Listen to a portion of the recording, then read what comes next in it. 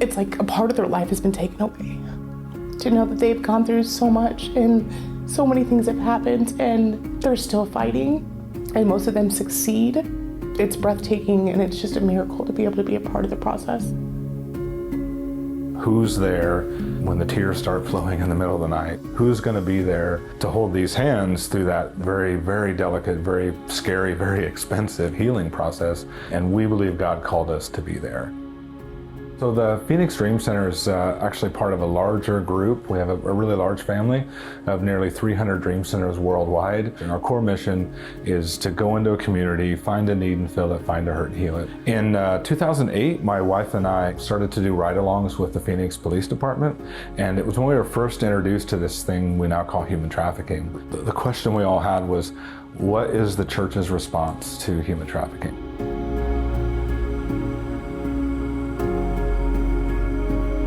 Very few of our survivors who are 18 to 26, very few of them did the trafficking start after they turned 18. Most of them, it started at 12, 13, 14 years old.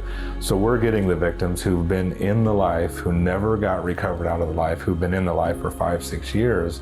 The trauma is just even more deeply seated and deeply rooted. So survivors are coming to us without those life skills, without really any kind of a vision for what's next in their life. Well, the Dream Center is an old hotel, and most trauma that they have incurred has happened in hotels. So one of the biggest things for us was, how do we change the space so that they're not walking into a room that looks like an old hotel? My favorite day is taking somebody into an intake room, because the moment that they walk into that intake room, they think it's gonna look like a hotel, and they walk in and they just see something so aesthetically beautiful, and they're like, is this really for me? And you get to tell them yes. And most of them start crying because they're like, what do I have to do for it? And you get to tell them nothing. You just have to believe in yourself. You just have to try hard, and you just have to dream. Our girls program and our boys program, they're based on a 4-pillar program. Their first 2 weeks that they come into the program is about acclimation, getting them used to being here. They're seen by our clinical services director, our medical services coordinator, to make sure that this is the best fit program for them.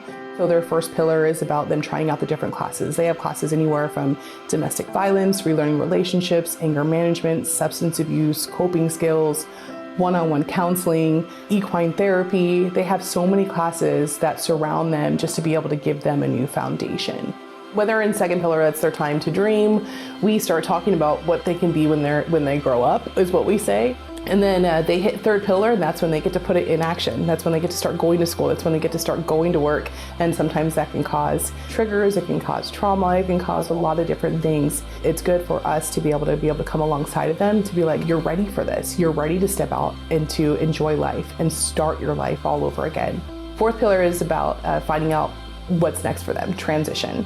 We allow them to stay in our alumni program if they're going to full-time school, or if they still just want the safety and security and accountability the Dream Center offers, because you can't really put a time limit on when somebody's ready. Because of the stigma that's behind being trafficked as a male, a lot of them aren't forthcoming with talking about it, nor do they want to be out talking about it. After they've been here for quite some time, they start opening up. But what's different is that they open up a lot to our female staff more than they do our male staff. I love the boys. They're so sweet. There's such a need for a mom authority figure in their life. They know that I understand where they're coming from. They know that I've walked in their shoes, not in all of the same situations at all, but I get it. It's probably one of my favorite things, to have them be like, there's life after this. Like, I'm gonna be okay. I'm gonna keep going. The worst part of our day is having somebody call the hotline and us being able to tell them, I'm sorry, we're full.